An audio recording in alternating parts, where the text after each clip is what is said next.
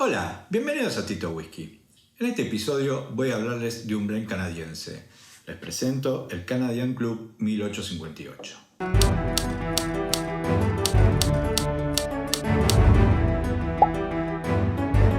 La industria de la destilación en Canadá se desarrolla durante la década de 1850, cuando J.P. Wizard, Henry Corby e Ian Walker instalan sus destilerías creando un estilo propio de elaboración de whisky, generando muchos puestos de trabajo y ayudando al surgimiento de ciudades alrededor de las plantas de destilado.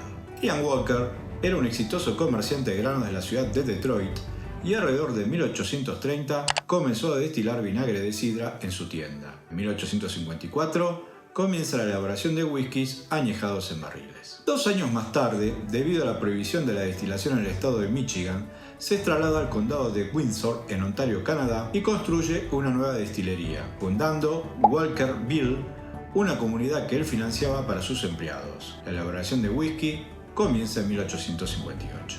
En esta nueva destilería, perfecciona el proceso de destilado y comienza la exportación de su whisky, además de destilar otros licores. En aquel tiempo, la mayoría de los whiskies eran vendidos en barriles y servidos en jarras, pero el whisky producido por Walker era muy consumido en los clubs de caballeros y por los hombres de negocios. Por eso, se convirtió en el primero en ser embotellado y etiquetado con su marca. Primero la llamó Ian Walker, pero a medida que el whisky se hizo más y más famoso en los clubes de caballeros, se lo comenzó a conocer como Whisky Club.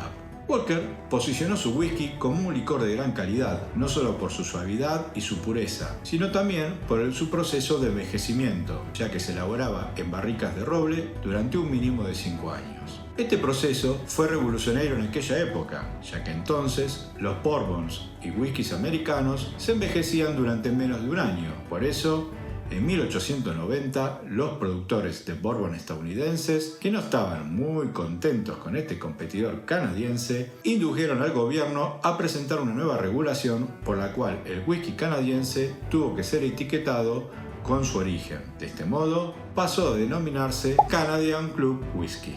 En 1894 se abre el Canadian Club Heritage Center en Ontario, que se ha transformado en el centro de visitantes y donde se resguarda la memoria histórica de la compañía. Los edificios son una atracción turística y las oficinas de Ian Walker y de sus hijos se conservan perfectamente en su antiguo estilo. Hay una galería de arte y se muestran todos los whiskies que la compañía ha lanzado. Tras la muerte de Walker en 1899, la empresa pasó a manos de sus hijos. Durante el periodo de la ley seca en Estados Unidos, se produjo una gran expansión del whisky canadiense y el Canadian Club fue el número 1 de los whiskies contrabandeados. El efecto del contrabando fue tan importante que aún hoy este whisky es el más vendido en Estados Unidos. En 1937 se funda Ian Walker & Sons Scotland Limited. Esta empresa se ocupó de administrar todos los intereses de Ian Walker & Sons en Escocia. Durante su existencia, llegó a manejar las operaciones del destilador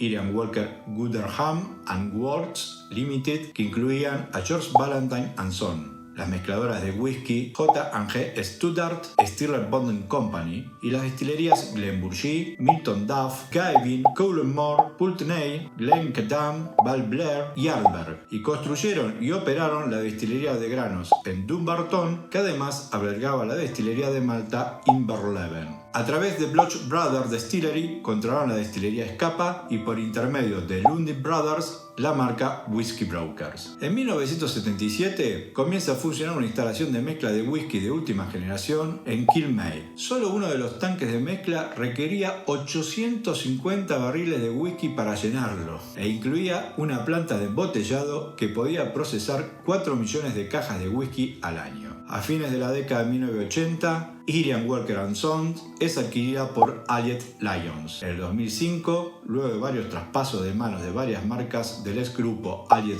Domecq, la marca Canadian Club pasa a ser propiedad del grupo Suntory, pero el whisky se sigue elaborando en la planta de Walkerville, propiedad de Pernod Ricard.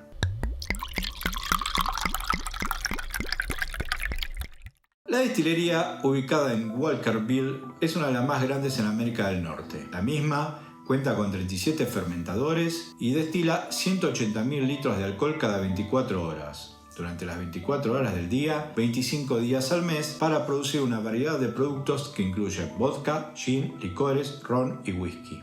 Cuenta con 14 almacenes de maduración, donde actualmente almacenan 1.6 millones de barriles de licores, los cuales se mezclan y eventualmente se embotellan en 4 líneas de alta velocidad, utilizando uno de los 50 modelos de botellas disponibles.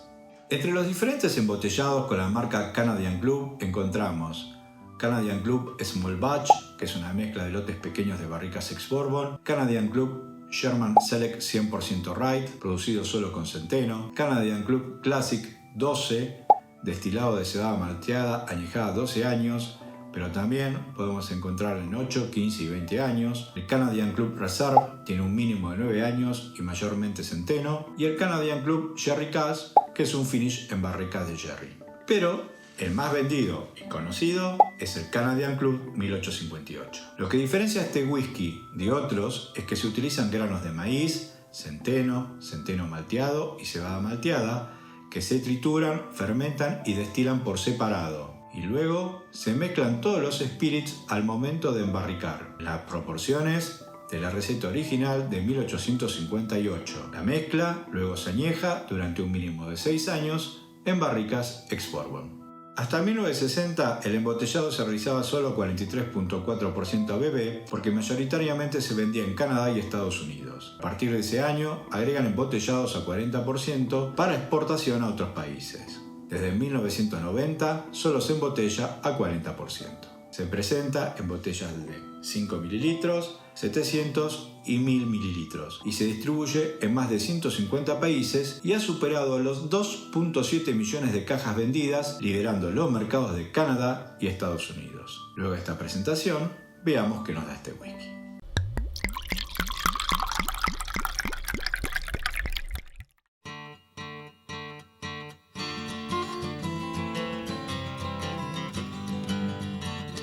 Color, un oro brillante, muy limpio, muy lindo. Nariz, ya al abrir, destapar la botella se sentía un dulzor muy agradable. Ya desde lejos se percibe cierto dulzor, algo fresco. Unos ricos frutos secos también, algo de nuez, almendra, esas notas floral, algo de hierba cortada. Muy suave, un poco de anís, con algo de picante. Muy agradable el nariz, muy fresco aparte. Vamos a la boca.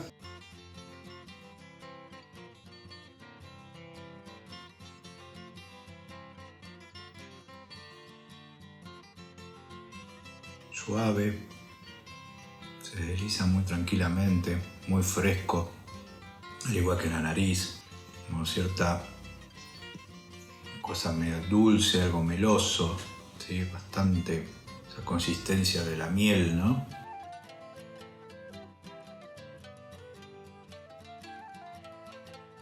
Unas notas de un rico mentol picante, pero muy suave, no algo muy invasivo, todo muy suave y tranquilo. Los aromas, los sabores en la boca, las notas de tabaco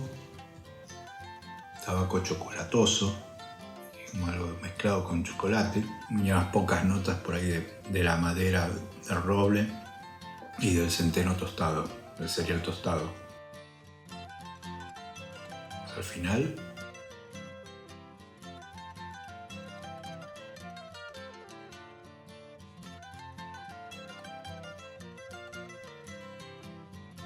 es corto, pero queda como una sensación fresca, con un suave picante, muy agradable, y algo de la madera.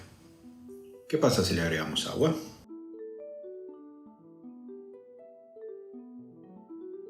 La nariz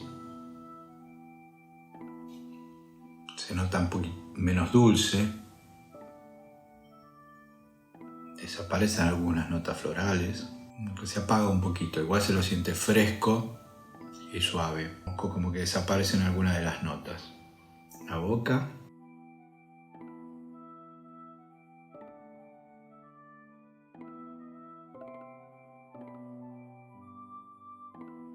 se percibe más la madera, mucho más notorio, lo siente más acuoso, un poquito más picante. Y en el final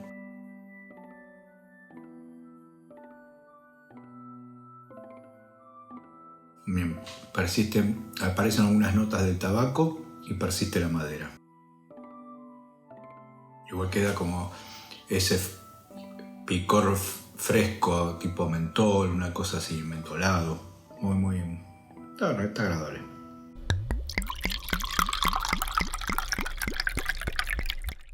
Es un whisky del cual no tenía buenos comentarios y por lo tanto no esperaba mucho.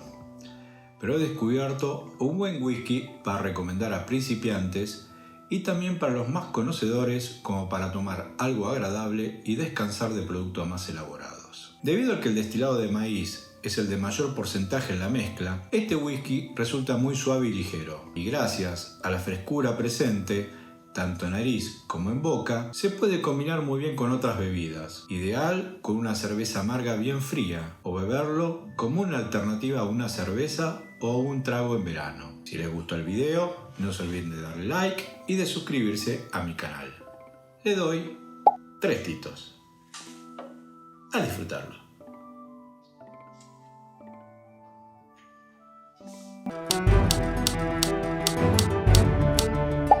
Utilizando alguno de los 50 moldes de botellas disponibles. Perdón, está mal, el molde no, modelos.